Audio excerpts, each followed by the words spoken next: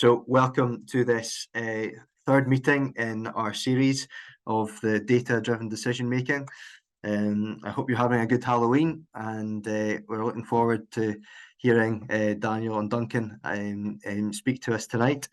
This webinar it will probably be within the hour. There'll be time for questions.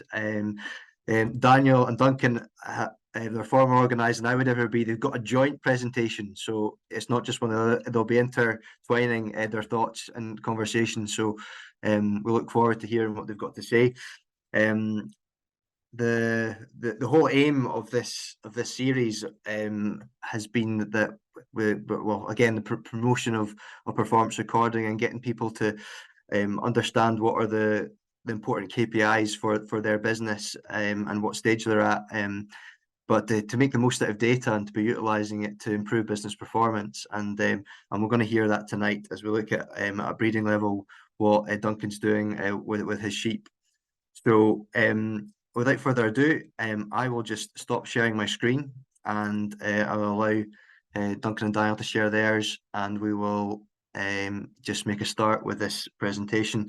And I'll just reiterate again for those that joined, we'll take questions at the end, but if there's anything you have in the meantime as it goes along, just put it in the Q&A tab down the bottom.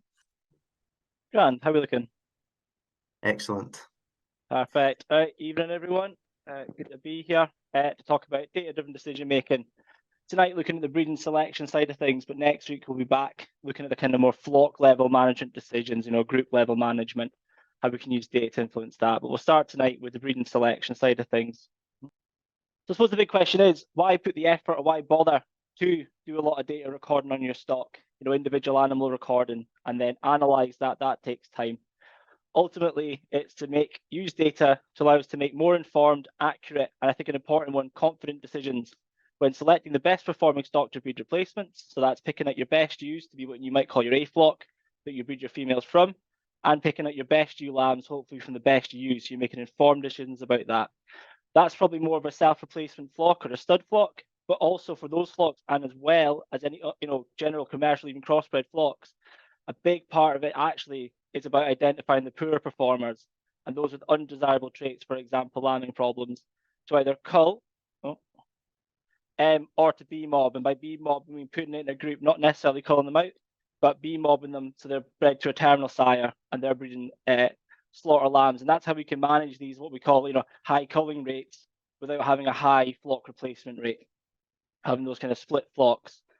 Absolutely clear or absolutely key to any breeding program is to have clear and concise breeding objectives. To target that data recording is absolutely essential for several reasons, mainly because data collection is time consuming. It does take a lot of effort. You have to generally, if you want to make it efficient, you're going to also invest some money in it as well in terms of technology and software.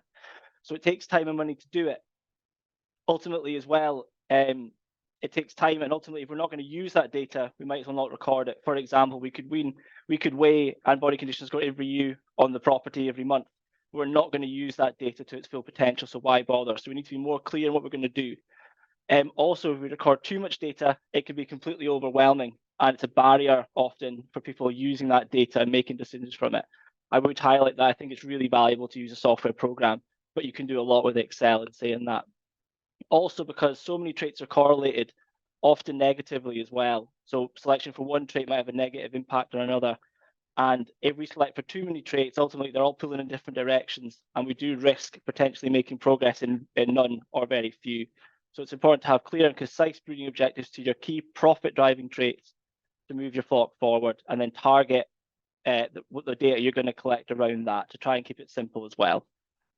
Ultimately as well, it's important to remember that output is only one part of that profit story of profitable sheep production.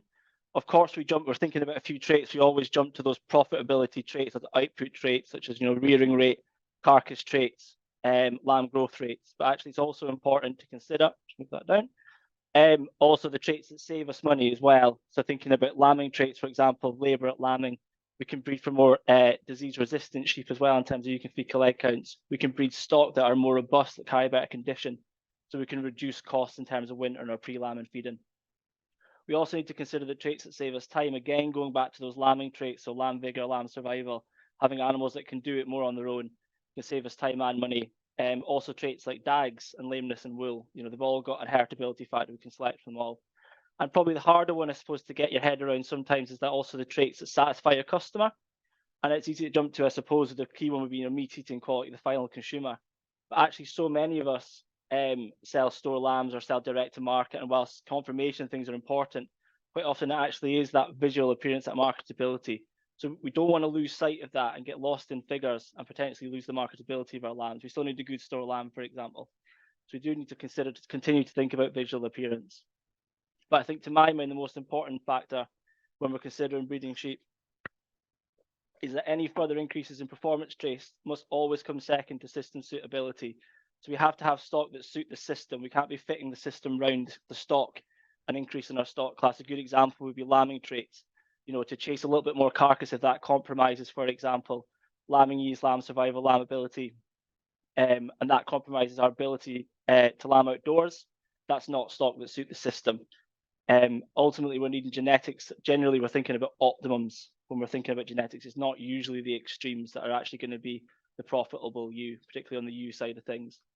To that end, it's essential to maintain selection pressure within the system and have a strict culling policy. So while you are maybe chasing output traits, you're not potentially losing out on those other key traits that are important to the system. Ultimately, here's my ewe lambs from home down the bottom. Ultimately, how many of those profit driving traits can we actually assess visually? Being realistic, can we assess the number of lambs that ewe lamb is going to go on and have? Can we actually really assess growth rate potential or other traits of fertility? We need data to back those decisions to make real genetic gain. Just a few slides here, kind of looking at the different styles, I suppose, or the different levels of intensity of data recording and data selection, and how we can make more genetic gain, but also that balance. I suppose it'd be good to discuss sort of where the commercial flock sits within this hierarchy, I suppose. If we think about the genetic gain that we can make with visual selection, it's very, very low, potentially negative, and could probably send us the wrong way. The next step up, I suppose, would be within a year, we'd be looking at individual data. So selecting off, for example, lambs in a pen, heaviest lambs based on weights. We can then increase that again with a bit more accuracy if we adjust the individual data. For example, if we adjust to age, so we've got more accurate weights or more accurate growth rate potential understanding. All these things are going to increase our rate of genetic gain, but they're also going to increase the labor and the cost associated with recording and analysis there. I think when it gets a bit more exciting is when we have a bit more historical data. So for example, we've got multi-years, and that might be, for example, multi-years of use scanning rates. We can really get a bit more picture and a bit more genetic gain. And I think all of this is very much in the realm of commercial recording. We then get to sort of dam parentage assignment. So that would be tagging at birth, so we know whose lambs they've got at the end of weaning, and we can assign the mother to the lambs. That's kind of where it gets really exciting, I think, and that's kind of more in the realm, I suppose, of a self-replacing flock. You're going to be keeping new lambs out of that, but we're getting a strong rate of genetic gain at that point with a bit more work. We then go probably to more of the stud level breeding selection, which would be where you also have single sire mating. That is quite a bit of work. It restricts your grassland management in the autumn, going into winter. But through that paints such a more of a bigger picture, more accurate gain again. And the next step again would be your BLUP analysis, which is your EBV production through, in this country, that would be through Signet, where you've got a computer software system that pulls away the environmental facts and gives you an estimate of actual genetic potential for those traits. But again, that comes with increasing cost, but with significantly increased rate of genetic gain and confidence in decisions. And ultimately, I think it comes back to the big part of doing that kind of the data recording would be, why should we consider the value of parentage, and why bother to go to the effort of tagging lambs at birth and then following that lamb through? It gives us so much more information. But if we consider, we can always scan ewes and understand which one have twins. We can also, if we are lambing indoors, potentially identify lambs that are also being reared a twin up to that point. But ultimately, we don't particularly know, unless we tag at birth, did she actually rear them both to weaning? And did she rear them to good weights? Because we won't be able to identify the offspring of those ewes come weaning time. Yes, under a commercial system, and I would always advise it, is running your triplets and your singles and your singles and twins separate. That will allow us at the end of the year, or the point of weaning, to identify those that have been at least born a twin, to try and select for some level of prolificacy. But ultimately, what we don't know is actually, was one of them well grown and the other poor? So we might select the biggest and heaviest twins. We might not actually know if its mother actually reared the other twin well. We also might not know whether one of its siblings has died, so a sign of poorer lamb survival. But we might pick it out as the the best twin in the batch because of its heaviest growing. We also might not know whether they're the best growing simply because they're born earlier. The only way to really know that information is by linking the dire to the SAM to the offspring through tagging at birth. Or to be fair, there's also DNA parentage options as well, but very much in the kind of stud level financial cost.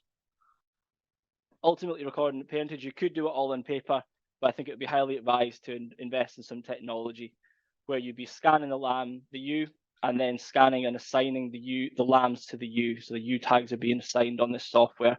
And there's a multitude of handheld readers and apps nowadays to help you doing it.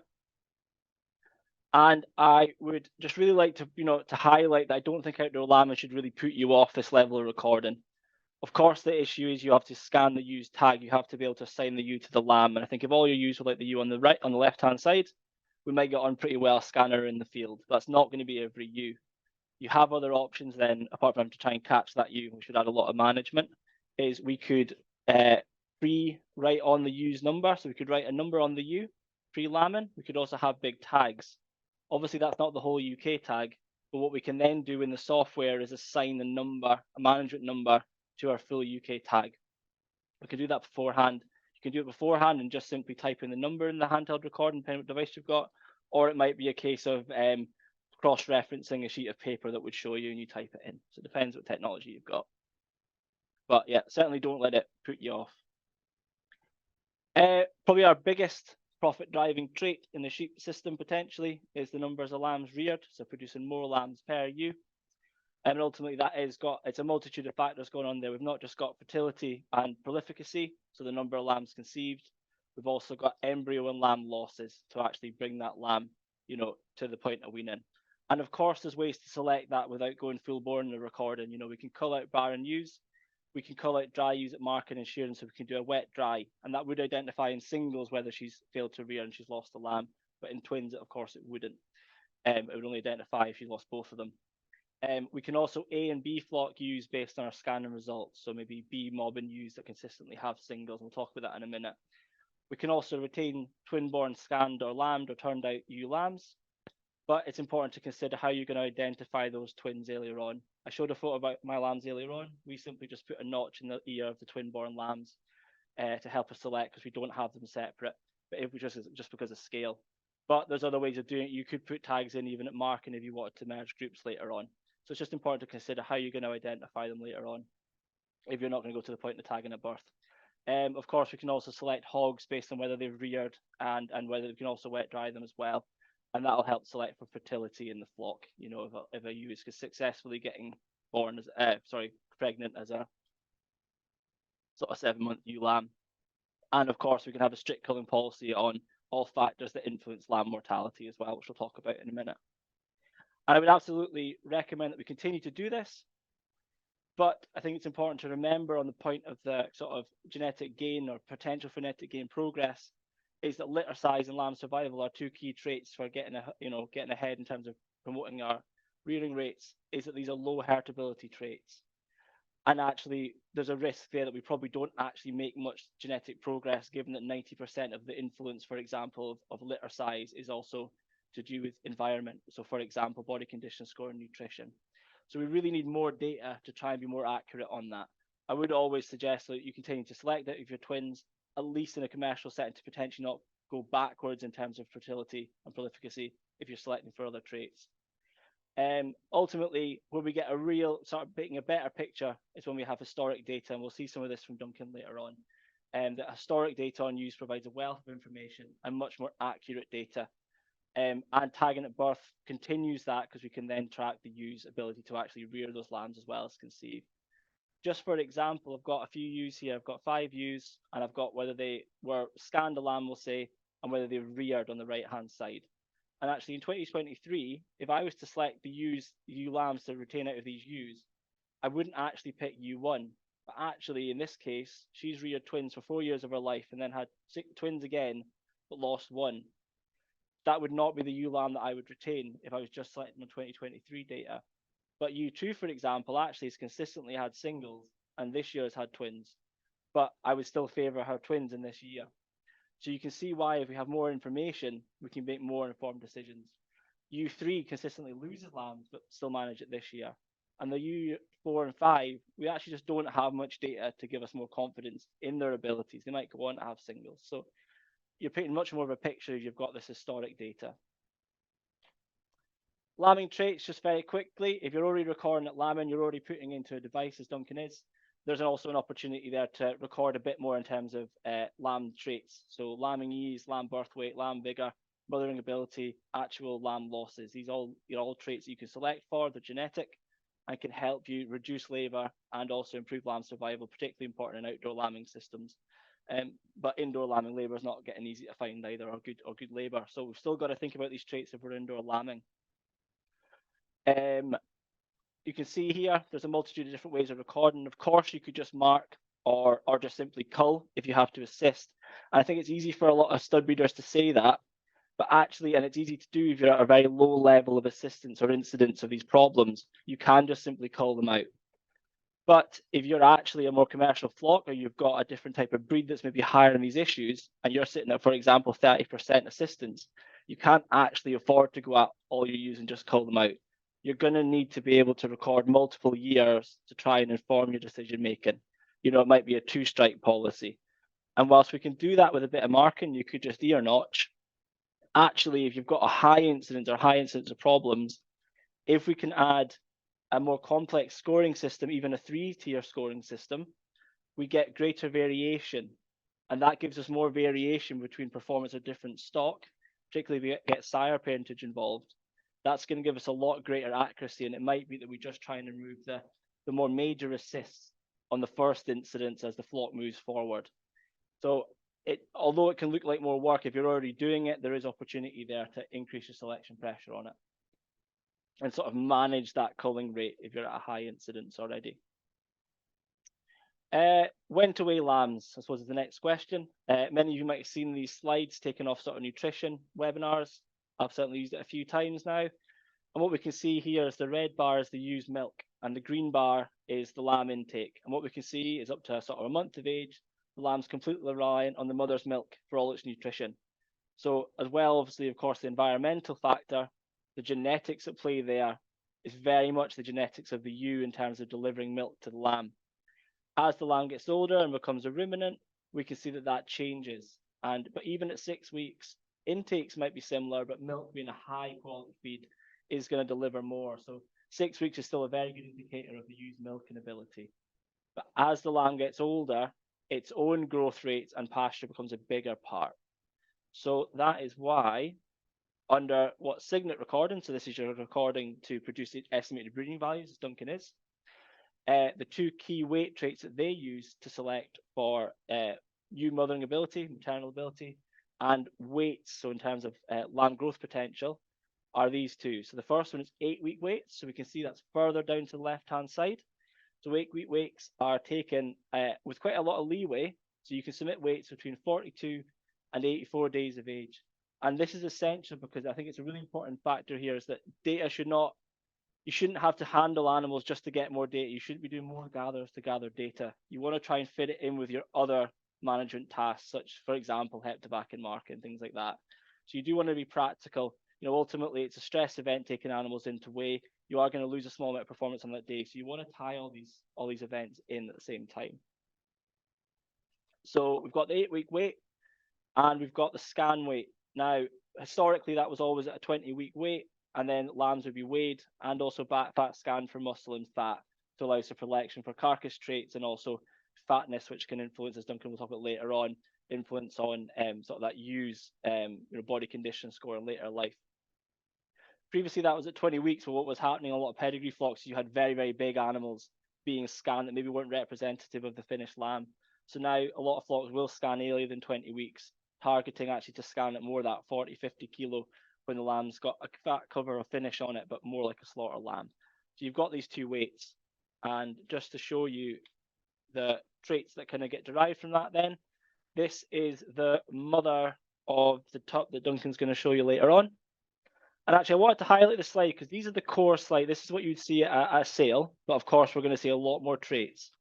But I thought it was good just to speak through these because actually, I think people probably think the performance recording is a bigger deal to my mind than it actually is. Apart from the tagging at birth and a few weights, you can get a lot out of that. So if we just go very quickly through the traits, we've got our 8-week weight. So that was taken from the 8-week weight that we took. And this is it, paring away the maternal genetic influence to just give an early lamb growth rate estimate. So this one's got, it's kind of a moderate growth.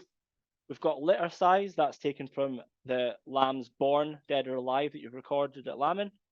We've then got maternal ability. So that's our milking ability of the ewe. It's not called that because we know there's going to be other factors influence that. For example, how attentive the mother is in terms of supplying that milk to the lambs as well. So we call it maternal ability, but that's the one you're looking at if you want to breed more milky ewes. We've then got our scan weight. So that's our sort of later growth potential. We've got muscle and fat, and then we've got a clean index. So this is an index which combines those traits and a few more to try and give a balanced breeding selection that balances all the different traits in the breeding program. And we'll look at one later on. And I would highlight that's a really good resource to read if you're interested in looking at maternal genetic EBVs. But where do we sit if we're thinking about commercial recording? So I'm not going to be signet recorded. Where should I suppose, Duncan got asked this the other day, what weight should I record? I'm just going to do an in-house selection based on the best, lamb weights or the best lamb weights to the ewe. So we've got a multitude, I guess, of different management tasks that we're doing throughout this time period. I would highlight that if you go too young, that you're doing it at an early marking age, you're going to have a very strong influence of the age of the lamb at that point because we've got a 3-week spread at lambing or 4-week spread at lambing. We're going to have a big influence as well on birth weight as a percentage of the lamb's weight. And it's going to be very maternally influenced as well if we go too early. I think, to be fair, trying to do yourself an 8-week weight is a really good starting point there because it's going to give you a nice kind of balance of the maternal ability of the ewe and the growth potential of the lamb to a decent stage. If, however, we consider doing it a weaning, which I think for a lot of people would be quite a practical one to do, if we late wean, for example, if we wean at 60 months plus, that's going to be a very poor reflection of the ewe's or the mother's ability if we're thinking about selecting ewe lambs out of the best mothers. Because we've gone way past that ewe milk period and we're very much into the late growth rate potential. So I would suggest that we try and pull it back a bit. And if you're already weaning at that point, that would be a good place to start. So sort of weaning at 12, 13 weeks anyway is a good efficiency time in terms of your, in terms of your overall system to be weaning and get lambs on the better grass and prioritize the lambs. So actually a sort of 90 to 100 day weaning is probably quite a nice balance of the maternal and growth traits that we can select for. And I would highlight that, again, going back to what we said earlier on, adjusting for age is going to massively increase the accuracy of that information because ultimately older lambs are going to be bigger because they're older, not necessarily because they've got better mothers or they're heavier, better growth rates. To be fair, what people might say on that front would be, well, if they're born in the second cycle, I don't want them anyway. Absolutely true. Select from the first cycle, but even a week at that age is actually going to have quite a big impact. So actually it is worth adjusting. For example, if we've got 1 week at 300 days, that lamb born on day 1 rather than day 8, which really isn't an influence of fertility really in the grand scheme of things, is actually going to make quite a big difference in terms of the weights. So it is worth adjusting. You could do that through an Excel document, but as Duncan will show using Farm IT later on, this can do all these adjustments for you and really streamline that selection for you. And if you're going to do it in-house, it's important to take into account a birth weight as well. So you're trying to adjust it. So what you would do is you take the weight, remove the birth weight, subtract the birth weight, divide it by the days of age of the lamb, because you'll know its birth date from when you tagged it. That'll give you an average daily gain, and then you can multiply that up by 90 or 100 days, whichever one you choose to do, and add on your birth weight. If you don't have birth weights, there's also options then. You might just have to kind of try and select out what you think is an appropriate birth weight for that sex and that breed. It might be 4.5 kilos, for example, or 5 kilos. That brings us on, I suppose, back to what we were saying earlier on about traits, not just that make us money, but also cost us money. and looking at the sort of the ewe efficiency side of things. This is actually my last trait of kind of discussion before I pass you over to Duncan, is the influence in mature size. So we know that all our weight traits are really highly correlated. So that's birth weight, our 8-week weight, our scan weight, our weaning weight are all highly correlated to ewe mature size. So on average, if you're selecting out for heavier lambs, you're going to be selecting out for heavier ewes at the same time inadvertently. And I think, and Duncan would agree, I think this is a really, really good bit of research conducted by Abacus Bio, which looked at what is the optimum mature weight for farm efficiency and profitability. I think it's a really interesting topic, and it's really in-depth modeling work that they've used. And actually what they've seen, of course, is that as you increase ewe mature size, you have a bigger, heavier ewe. You know, in terms of ewe cull value, she is going to be worth more. We're also, to a degree, we're going to increase carcass weight of lambs up to, you know, potentially a high level. And we're selected for lamb growth rates as well, so earlier finishing lambs. So of course, there's profit potential production there. But actually what they found is that, yes, that is a factor. And if we're going from 45 to 55 kilo ewes, we really are seeing a big jump there in terms of, you know, carcass weight marketability value, ewe cull value. But with that comes an increase in replacement cost, but ultimately the most important one is an increased ewe weight, which comes with an increased ewe feed requirement. So that's bigger ewes that require more feed per day, potentially, as well as they modelled a higher quality feed as you get into the higher levels. But an important factor here when we're thinking about that is also that it reduces your stocking rate potential as well, and potentially negatively impacts your output per hectare, which ultimately is your profit driver on the farm and your ability to spread fixed costs. But actually what they found that's quite interesting is that after 55 kilo, any increase in value that was received in terms of carcass or in lamb or ewe value was actually completely neglected or mitigated by this increased costs. And actually the value of increasing ewe weight basically plateaus, so not negative or positive, until 75 kilo, and then it falls off a cliff with increased costs associated with the bigger ewe not being generated, or the additional benefits not really happening at that point. So it's an interesting factor to keep in mind when we're thinking about, you know, really going for output traits that we need to try and moderate ewe size at the same time. So we'll look at a couple of ways of doing it. But first, I think it's important to remember that, you know, we're looking at correlations there. That's what will happen on average, but there's always what we call curve benders in a population. So, for example, ewes that can wean that weight of lamb but be at a lighter weight. I would recommend everyone just goes and watches this. We can maybe put it out in the notes afterwards. Really nice little thing from Pro Hill Sheep, which is the Welsh Hill Ram scheme. I've recorded tups, and there's a YouTube video called The Tale of Three Rams, and it shows actual data from a farm. We've got 3 different rams here, and when they looked at scan weights and the average scan weights of lambs, there's obviously differences between the sires, and some sires are producing heavier lambs than others. And actually these two look pretty good. And of course, we've got the golden boy at the top producing the best lambs.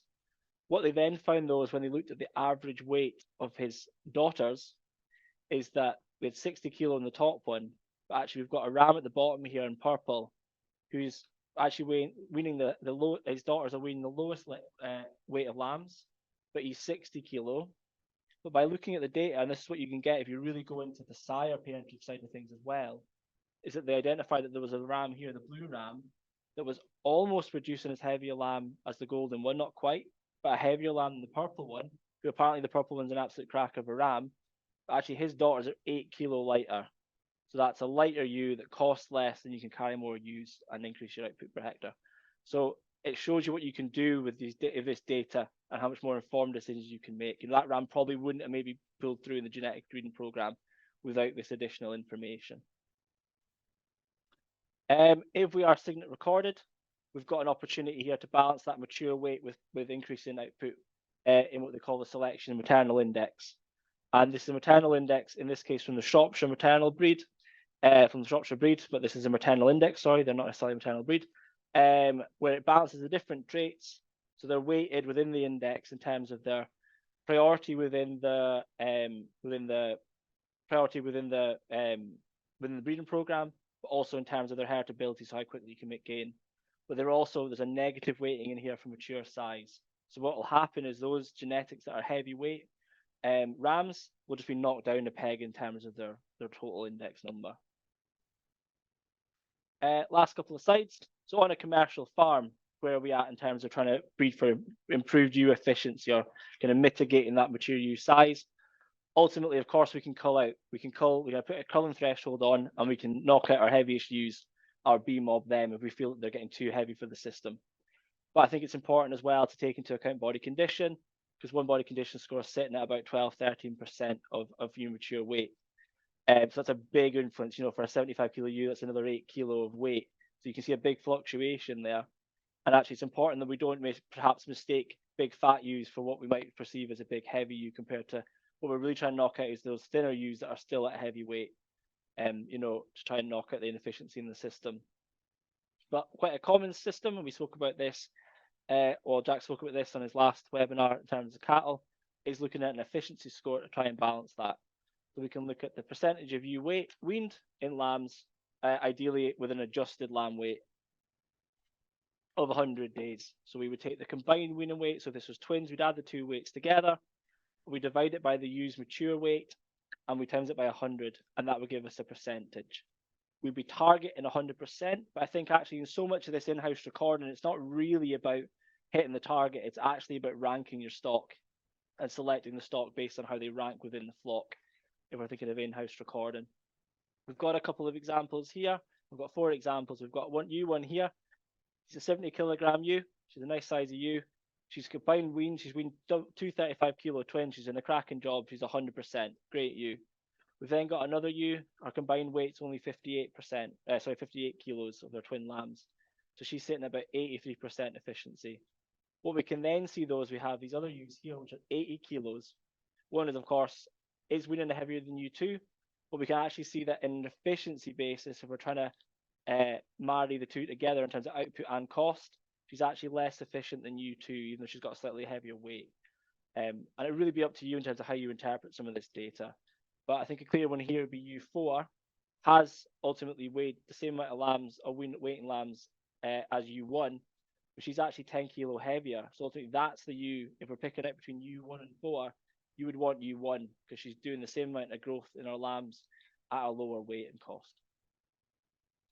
And finally, I suppose the question would be, well, what weight do I use? You can weigh a ewes at a lot of different time periods.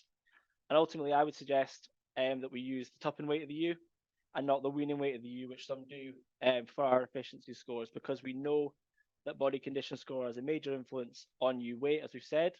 And what we're trying to do when we're doing this is to reflect the true genetic potential of ewe weight. So we're trying to get ewes as even a condition score to give them an equal footing when we're when we're actually comparing them. We're probably not going to adjust for body condition score in terms of weight realistically in a commercial setting. So we're trying to have them as even a point, and then topping data will provide a much more even body condition score range than we would compare ewes at weaning. And just to give you an example of this and how badly I think it can misconstrue the results, if we look at U1 and U2 here, and we look at their tupping weights, they're both a 3.5 at tupping. They're a 70 kilogram ewe. U1 rears 64 kilos. U2 rears 58. So U1 has a 91% efficiency score, a true score, versus U2, which has an 83% efficiency score. We can see that U1 is much more efficient, and that's a true score. But if we used instead these used weaning weights, we might look at U1 and we'll say, well, she's actually body condition score 3. She's a bit lighter because she's thinner. She's got a combined weight of 64. She's still sitting at 97, so still a good reflection probably of where she's at. And if all ewes were like that, that would be fine. But our problem is that we've got U2 here. She has lost a condition score and a half at weaning. She's stripped it off over lactation, and she's actually sitting below 60 kilos. So she now looks like a ewe that might have, a lower ewe weight, but she's actually not. She's just thin. And actually, when you factor her efficiency in, she suddenly becomes the most efficient ewe going, and she's 101% of her ewe efficiency score. But that is not reflective of her true potential for a multitude of reasons, I suppose. The main one being her efficiency in the system, because she is actually the same weight as other ewe. She's actually weaned lighter lambs, so she's not more efficient. And also, we're thinking about in terms of like feed efficiency in the system. She's then going to need say 12 weeks of good quality grazing, put on a condition score and a half, whereas year 1 might only need 4 weeks. So that's taking away grass that could be used for finishing lambs. So we can actually see if we use the weaning efficiency score, we're really not going in the right direction for the flock. And that is my last slide. So I will pass you over to Duncan.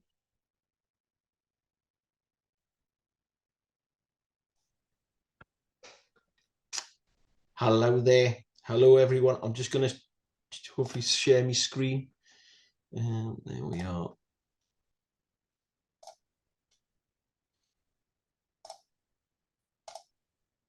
Oh, there. So thank you, Daniel. Thanks very much for that. And good evening, everyone. Thanks for sort of dropping in and having a bit chat with us. I'm just going to go through a little bit of how we sort of make that system, some of the systems that Daniel's been talking about work on our place. So I'll give you a quick overview of Thistleyhaugh for the minute. We in mid Northumberland, near Alnwick in Northumberland. I don't know if a lot of you might know the Coquet Valley. We've been organic since 2005. It's like it says there, there's 2,000 clean ewes. We'll be topping about 600 ewe lambs this year. And we're in a partnership, a five family member partnership with my brother, our 2 wives, and my mother. So they were in a bit of an expansion stage at the minute. That 860 hectares is about 300 of that has just been added to in this last sort of 8 months, really. So yeah, turkeys. Yeah, it's nearly turkey time. Happy Christmas, everyone. That's got to come along. Just a quick. I started recording. Well, I was basically pedigree recording from 1996 when we first started on the clins, and we started on EID when we moved to outdoor lambing in 2006. So this gives it like a little bit. It's a shame I don't have anything like that. I didn't do this slide. Sam Boone and Signet, thanks to Sam for sending this. So it's a slightly older slide, but it shows some of the progress we've been making in getting numbers involved. But we're definitely birth, like it'll be well over 3,000 lambs annually now. We're birth notifying. So it's an ongoing thing. It's an awful lot of work. I am a little bit of a nerd about this sort of stuff, so I quite like it and get a lot of satisfaction from sort of trawling through data and stuff like this. I'm just not sure about the other members of my family and staff, but anyway, the humor is, and I'm very grateful to them. But they're like, there's always sort of, we have to, for me to allow to play with this kind of stuff, I have to constantly show value to other members of the team. So that's one of the things I always say about it. I mean, I'll have well over 500,000 data points, but then so what if I don't use them and add value to what we're doing on the farm and to the family business? I'm only one of the partners, then it's just an interesting read. We have to actually analyze that data and make conscious management decisions or policy decisions, or whether we should stop doing things or pursue other avenues, using that data. So yeah, pretty much everything here is single sire mated. The ram compare lambs, we can double mate as long as we put animals that can be identified at birth for mixed litters. So we can put a Charolais and a Hampshire in together. We are part of the ram compare project. We'll come on to that later. So single sire mating is not something that should be taken lightly by anyone. It does, if you're like we are, we're a sort of pasture fed, like PFLA registered organic, so we can't use concentrates in the system, and so winter grass management is a key to what we do. And one way of really stuffing that is to single sire mate. So it's something we'll have to be aware of as one of the sacrifices we'll make to be a performance recorded, like pedigree or to kind of to record it at quite a high level. Yeah, so at Lleyn, recording at Lleyn, the parentage is the sire is preloaded and pre-assigned to the dam at mating time, so that it becomes part of it. So as soon as we identify the ewe and link it to the lamb's born, the software we use generates a pedigree. So that is pretty much done there, and then we don't have to actually add a sire in. What we're recording at birth is mortality, breed if it's relevant, lamb assists, and birth weights. We don't get all birth weights, but we try and get all dead ones, and we'll get a good proportion of them. So we'll have done 2,300 birth weights, I think, last year out of 3,000. Well, I've not got 1,000 of them probably. We tend to stop doing it in the second cycle of main crop lambing when we're just working on terminals. So it like taking lamb birth weights is quite time consuming outdoors. So you have to be able to show value for that. And then we take notes. We used to score everyone on like a maternal score or lambs, or giving it a score, but now it's a pretty heritable trait. We've been doing it so long now in an enclosed flock that really it's not a big problem. So now we'll only individually record and cull or B mob individuals, so we'll only record a negative for those traits. Lamb weight, yep. So we've got a birth weight, and we've generated a pedigree for it. So I think it's one of the key one. I mean, I've talked to Daniel about this. One of the key ones is the 8-week weight. An 8-week weight, I think, is a great way for a lot of people to get a proxy for a lot of traits. So obviously, maternal ability, milk, is important in 8-week weight, but it also it also allows for a bit of a as long as you're sort of comparing them to a cohort group, shows a bit of parasite resistance, a bit of vigor. So I think 8-week weight's a really good starting point. It's probably the most important one you'll take if you're going, as long as you can use it and relate it back to the maternal ability of the dam. So we also take a 90-day or like a weaning or slaughter weight and a scan weight. So, but we're body condition scoring the ewes. We do 4 body condition scores in a year. So we do a mating, a scanning, an 8-week weight, and a weaning body condition score on the ewes.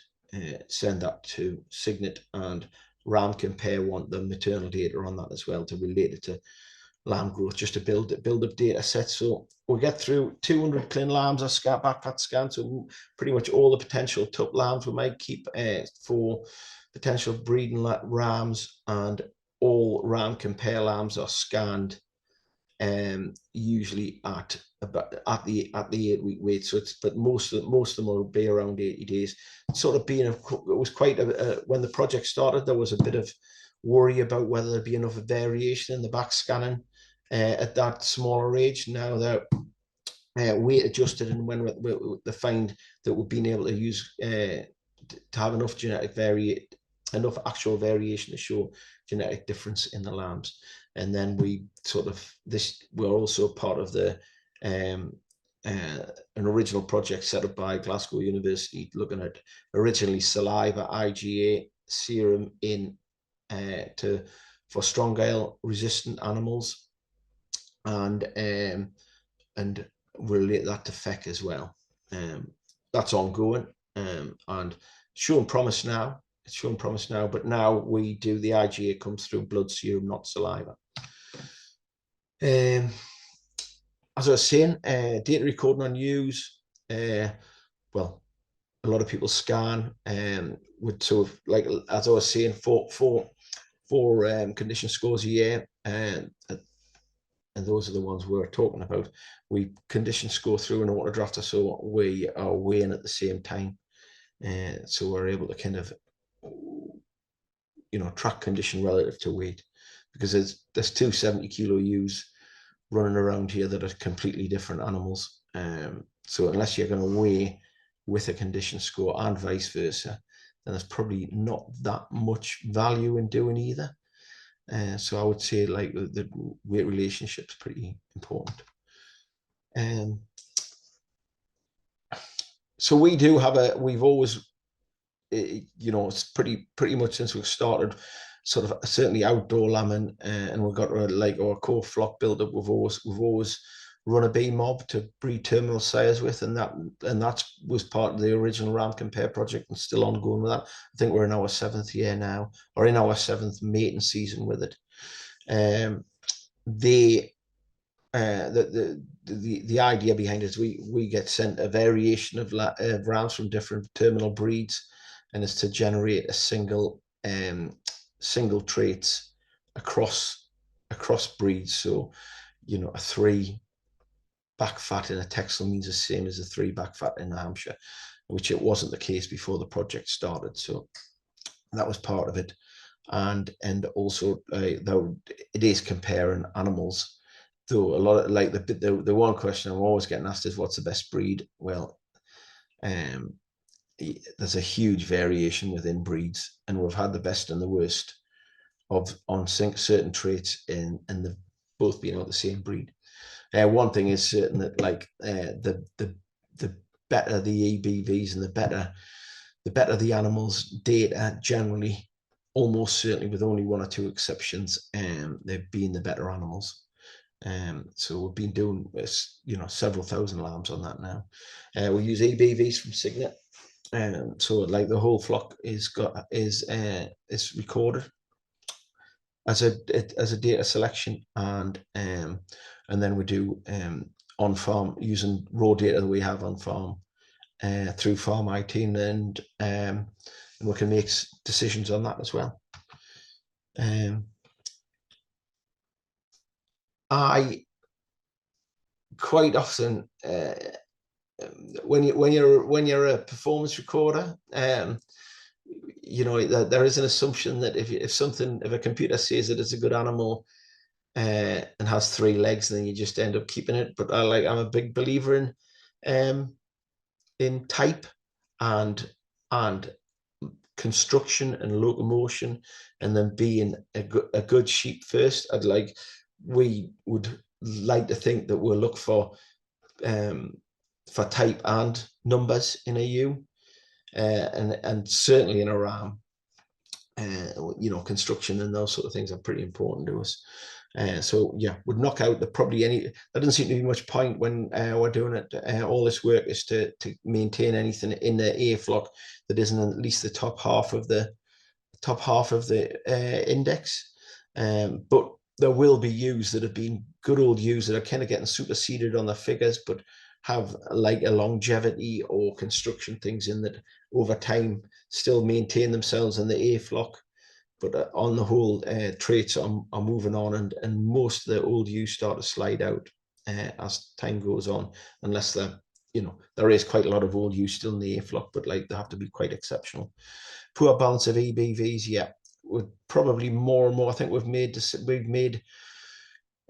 mistakes in the past about looking at maybe making these ewes too lean and not kept an eye on mature weight.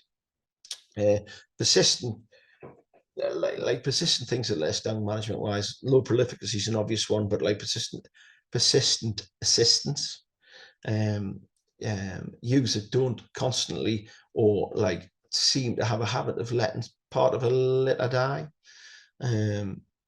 and then because we're able to do so much like body condition scoring, we're able to look at major fluctuations in weight and body condition score. So as Daniel was alluding to that, to the ewe efficiency, and we're able to track that as well. So that's quite an important part of it. We want to kind of use a kind of look after themselves fairly consistently. We do expect them to milk off their back a bit, but like we don't want them to crash. We don't want lots of peaks and troughs in their sort of annual cycle. So this is just a graph of some ewe data here. So we took them off. So we can analyze a lot of traits, and there is ewe efficiency on here. It's not on this screenshot, but so we're able to kind of look at things here. So index is part of it, and I just took a snap out of the middle of the 2023 born twins. And as you can see, there's different animals in there altogether. There will be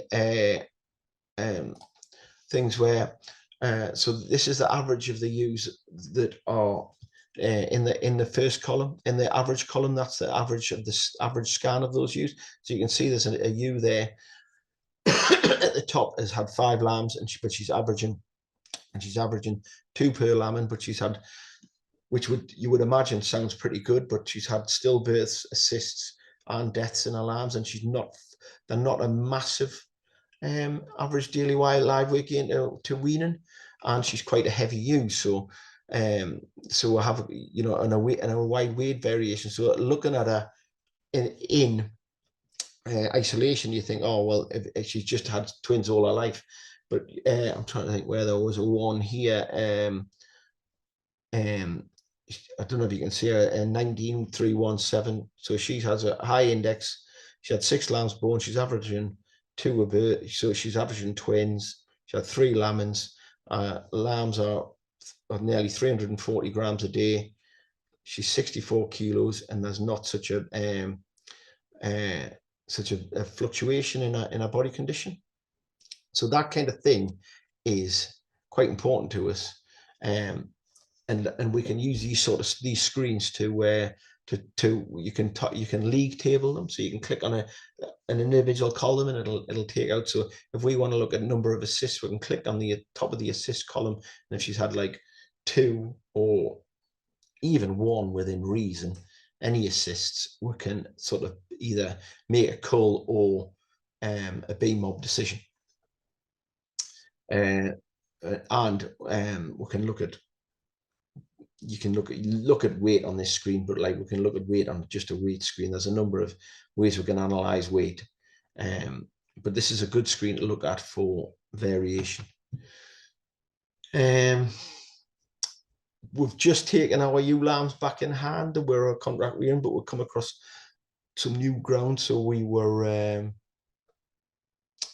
so we've got 750 ewe lambs on the ground. Maybe not quite all of them might not make up a mating weight, which is not that onerous. So when we're looking at anything really above 35 kilos, we'll probably get a chance at the top. They're on good going at the minute, and so we would cull on those reasons for those animals. We don't have a lot of intern dilates, but we're still, despite not keeping anything that has it, we still get 20 or 30 a year, and we'll just sort of work on those, moving at into the beef flock. Incomplete parentages is something that you know, we always get a number of animals that slip the net or don't get a sire assigned, or would just make a mistake on, so they probably wouldn't cull them, but would make them into beef flock ewes. So this is some of the ewe lamb selection data,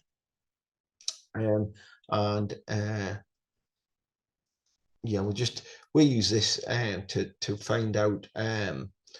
Obviously, we can quite quickly see if we've got full parentage and tracking growth, and we can make up management groups to go through an auto drafter, which would help with our selection on ewe lambs.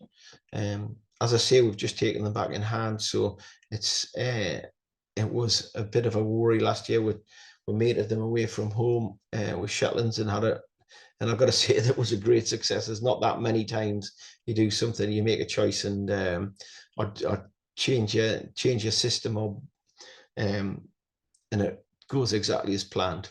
But that was the first year, so I should shut up because it worked really well.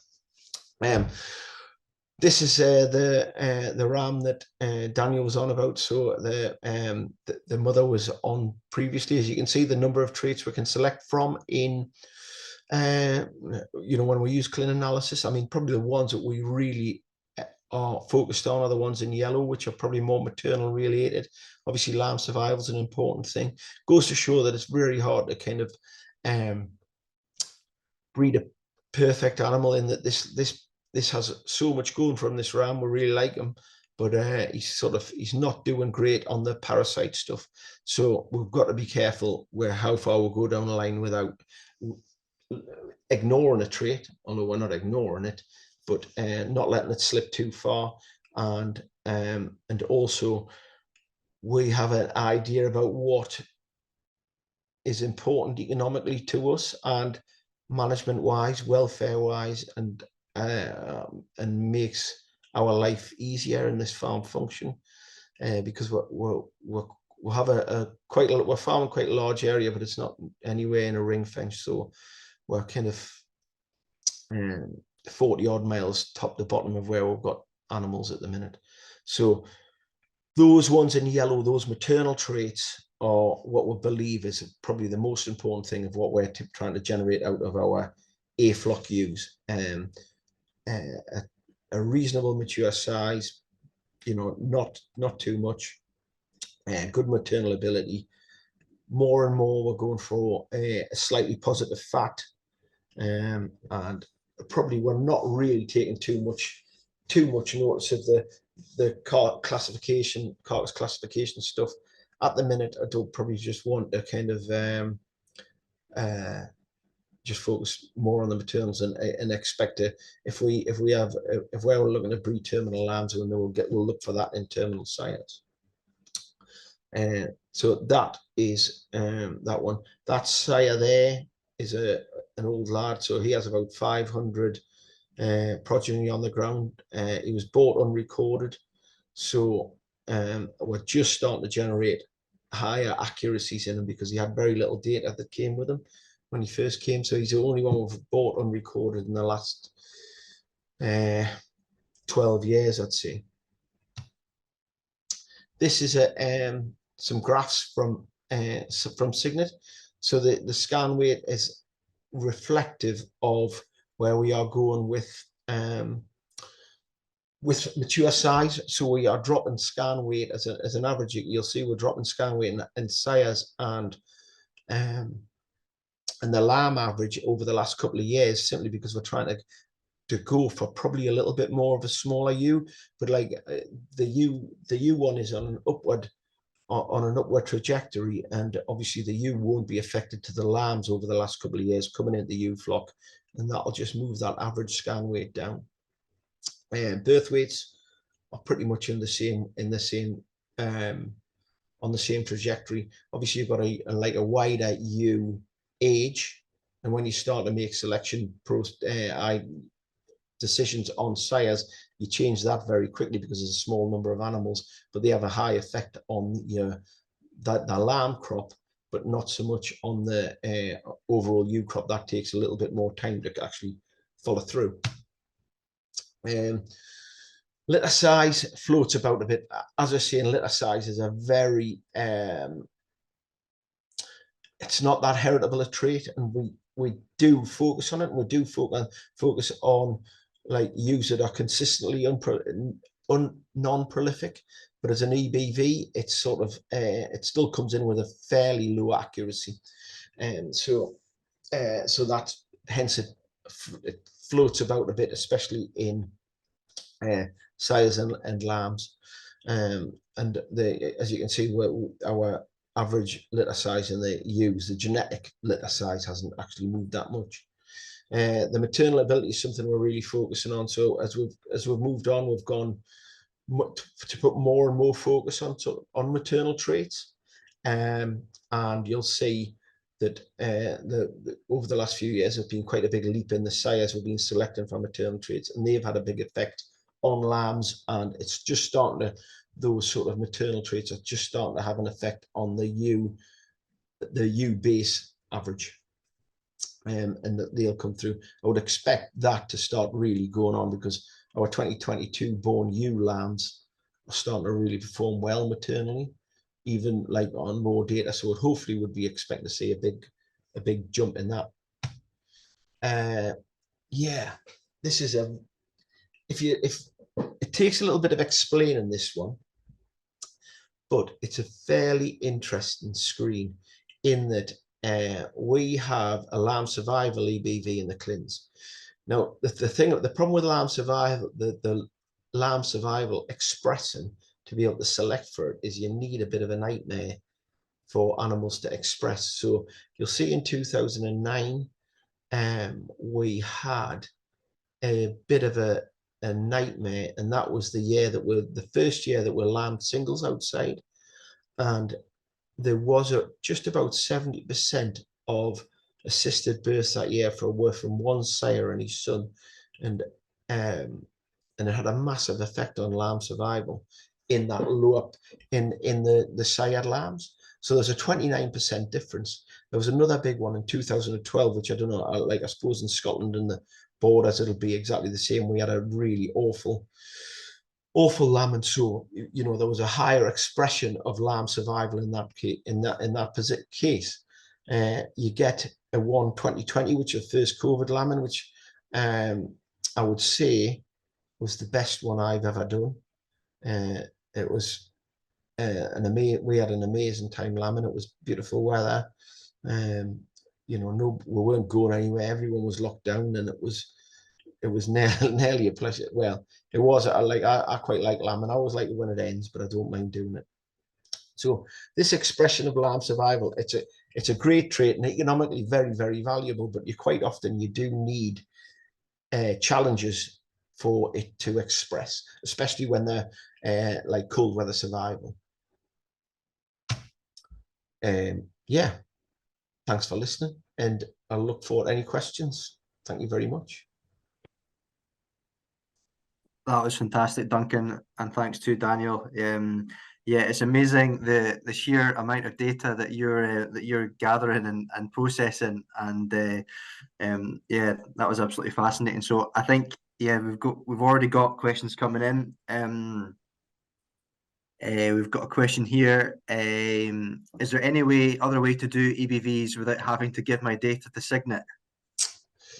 No. Well, I don't think there is. I mean, obviously there's still you can do an awful lot of analysis on if you're willing to put the data into farm software, but you don't get the cross flock analysis if you're doing that. So the comparative analysis and linkage to other flocks where you're either buying from or sending your genetics to, you need a bigger, and let's face it, levy paid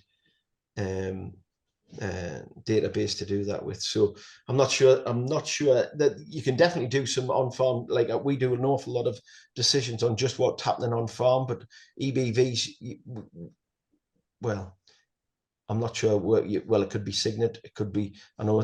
There's some people use SIL, but it's pretty much exactly the same thing. Yeah, I would agree with Duncan there. I think the important thing there is just that it's too complex. It's a complicated computer system that takes into account all the heritabilities, all the correlations between traits. But what you can try and do is what part of it does there is it tries to compare contemporary groups and adjust. So you can do levels of adjustment. But also by having animals separate, you gain more information. So for example, having singles, twins separate, but it would also adjust, for example, for a Gimmer's lamb, it would boost the Gimmer's lambs up on the assumption that it's not the lamb's fault of genetics that it's a lighter weight, it's the mother's, because they're ultimately going to have slightly lower milk. So I think it's just the more data you have and the more historic data you have, the more informed you can be.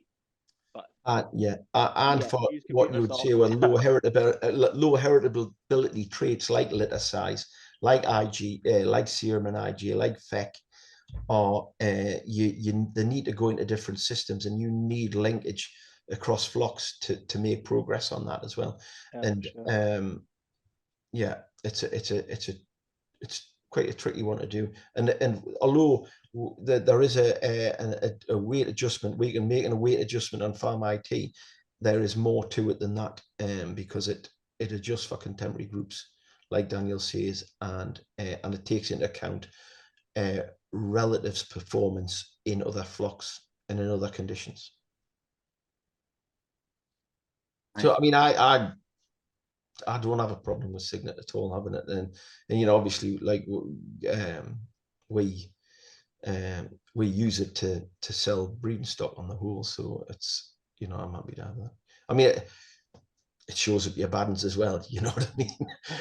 There's not much, you know, you'll find our rubbish on there as well. So so yeah, it is exposing if you're doing it at any scale. So moving from data to how you're gathering this in practice. So got a few questions that kind of all link when it comes to weighing these lambs at birth. What's your method?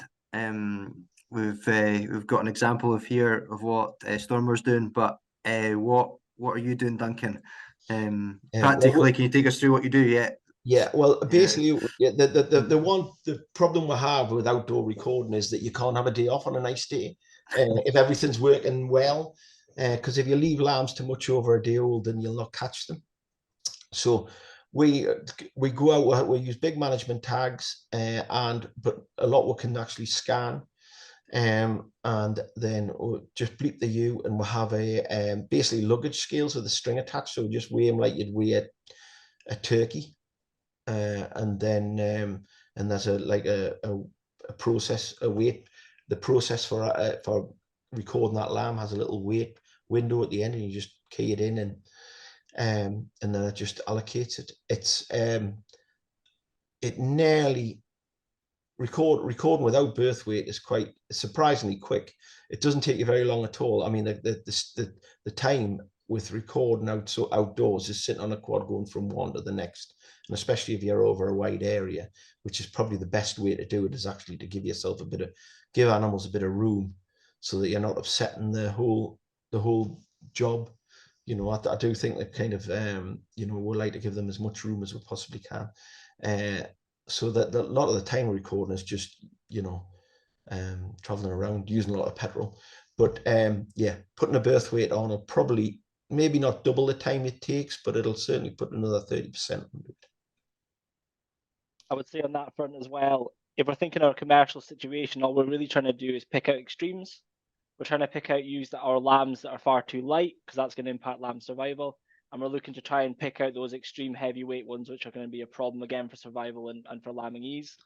So actually a more commercial setting, even just recording heavy ones or having maybe a light, average, heavy, or just a more basic kind of visual estimate, there's still value in doing that as well. Yeah, and like lamb birth weight is the key of the lie of an average, in that, you know, it is your extremes of course. Our birth weight average moves very, very little, but it's what lies on the edges of the bell curves that gives you the management problems. And so yeah, I'd love to stop doing birth weights. It is a pain, but we think it's probably important. And you know, if you for us and for people for customers and stuff, not so much interested in the birth weights per se, but its impact on lamb survival is quite important, I think. Mm-hmm. For sure. Good. We'll just jump to Alex's question coming back to software. So I know we kind of briefly mentioned it. So what can you just mention what softwares you're using on the farm and what you would recommend for someone starting out? Well, as far as record, we use way too much software. We use FarmMax and AgroNet and AgroWeb, and we use a lot of stuff. But for the performance recording of the sheep, we use Farm IT, border software, and yeah, I've lived with it a long time now, and I really, really like it. So that's the one we use, and I've not really tried recording on to any depth on anything else. It does. It just you can run an awful lot of analysis on it. It maintains, you know, a good historical base as well. So, and I find it quite easy to use, but I've been using it quite a long time now. Mm-hmm. Yeah, and it's developed along with all EID recording. I mean, you know, when we first started with EID recording, the tags weren't half as good. There were some terrible things that got sold. So everything's just sort of moved on, which you'd expect it to. Yeah. I mean, there's so many software packages and different companies and kit. There incidentally is a whole series of meetings on this next month under the Farm Advisory Service that's looking at the cost of these things and the benefits and how data is stored and used and what other features can be attached. But it was like it was said in the question before. Ultimately, we'd love a system where all this data that Duncan's gathering, it all comes into one, and it's but there's certainly some are better than others, and each is different. But look out for those meetings; they'll be advertised in the month of November. Yeah, I mean, what I really like about Farm IT as well is it's like it links very well with the Signet database, so I can just click on an animal and it just goes straight live to, and it puts a live screen up of it, and like downloading you know, weight to it, or downloading EB traits and EBVs on individual animals it's very simple. It takes quite a long time if you're going to bring a lot in. I'd just set it away overnight, but it's pretty simple to do. Right. No, that's great. Thanks for your input there, Duncan and Daniel. See, we'll just jump to Claire. We're going to go on your A and B flocks and what you were saying. So, can your ewes move from a B flock back to an A mob, the A mob, and what's the threshold they have to achieve? Likewise, what's the cutoff between sending a ewe to the B mob versus culling her? No, they won't move back from the B mob. I can't think I've ever done that unless I've seen a mistake. You know, that like an absolute error that I've made. And like that, even then, I can only think of 2 or 3 times I've done that. The B mob basically they take quite a lot to be culled on a sort of a low prolificacy or anything like that. So a cull is generally would be something that is extremely poor, dry. That would be a cutoff. If she's beyond a ewe lamb, and then probably, you know, proper construction problems, like a really like a couple of bad feet, or a pastons, gobs, you know, like poor mouths, things like that, or just poor construction. But other than that, generally we don't have too much that gives us. I suppose our B mobs improved along with the ewes as well, because we're still always looking for between 25 and 30% of the flock to produce us terminal lambs that we can actually sell early in the year, because, you know, it's part of our, you know, cash flow and business. So we're always looking to put them in. So probably the threshold of the B mobs moved up as well. So yeah, it would take a bit of culling. It would take a bit for us to cull a ewe straight out of the A flock and bypass the B flock. I would say on that front, I think the only time that really ever B ewes should probably move up to an A flock is if you're early in the recording game and you've not got any data and you've just set up a A flock potentially mostly based on looks or you know, the type that you want, but you continue to record. There might be advantage there to say I was wrong about the way I looked at her. If I know that a B mob ewe has had multiple twins, for example, you might increase it. But I think once you're established recorded flock, I don't think there's really a justification for moving Bs up to As. But you're overcomplicating it as well. And for a lot of flocks, maybe not even recording the B flock is the most efficient way of doing it. You know, to prioritize your time. Yeah, that's what all my family tell us. Yeah. So just connected to that, do you put a gimmer into the B flock if it's just a bit dry, or is that an instant, or is? No, I would. A gimmer would maybe go in dry. I would definitely have an issue here with tick-borne fever. So I wouldn't put her in if she was scanned empty. But we do have scanned ewes that turn up, like especially gimmers that sometimes turn up dry. So I wouldn't put her in the A flock, but she might go straight into the B flock. Gimmers would go there for probably wouldn't let them go in with poor construction, but they would go. The main reason to go to a B flock would be either incomplete parentage or a below average index. And a question from Clive on your relative numbers to A and B flock, or percentage. About this year it'll be about sort of 600. There's about 600 in the B mob, and about not quite 1,400. There's not quite 2,000 mature ewes this year in the A flock. So we're giving ourselves plenty to select from. Good. And then on your recording of your dagging score, how are you monitoring that, doing that? Or have you got a grading system? Well, we don't have a big problem with dags. But anything would just go into the B mob. I don't really have a dag score, to be honest. I mean, the thing I'm more interested in with the cleansers, like there's quite a lot of them are have like shedding tails or hair tails that I think would be an interesting thing to keep going for. I know some people are quite keen on getting the wool off cleanse, and obviously there's some that do, and they're part of some shedding composites as well. So we're not doing that at the minute, but that's definitely sort of a impetus that way.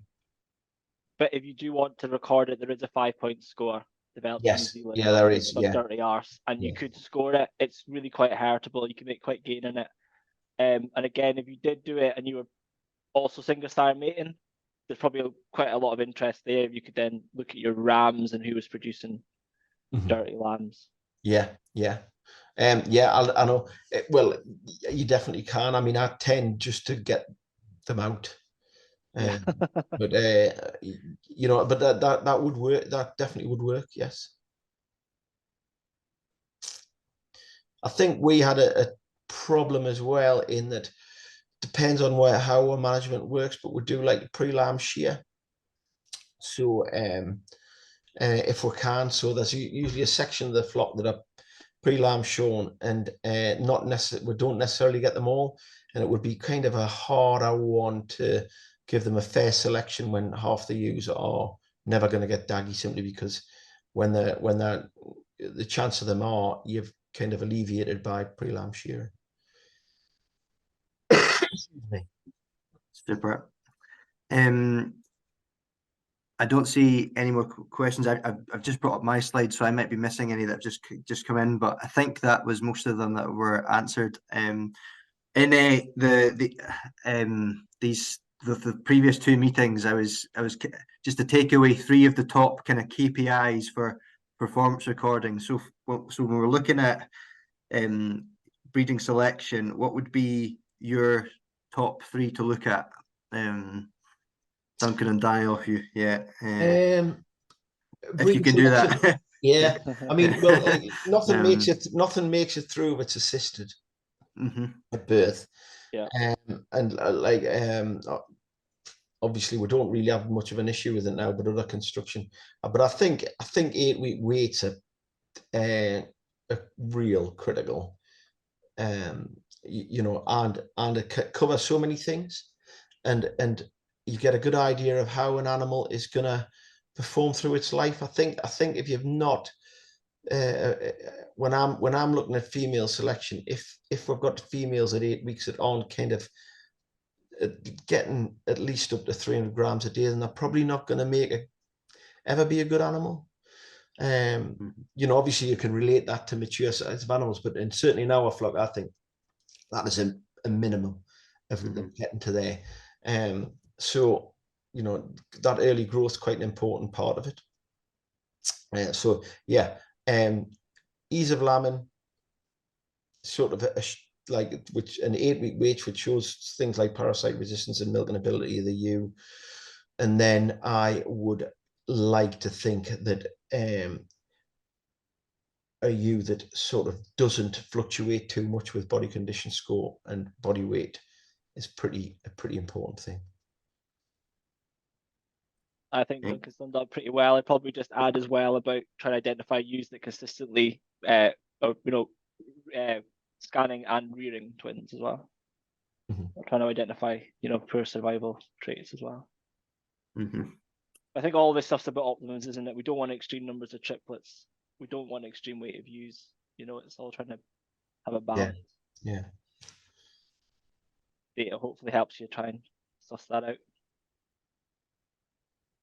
Super. Well, allow me just to kind of wrap things up and bring your attention to the next meeting in our series, which is on Monday, the 6th of November, where Duncan and Daniel will hopefully be back, along with all you can make it 7:30.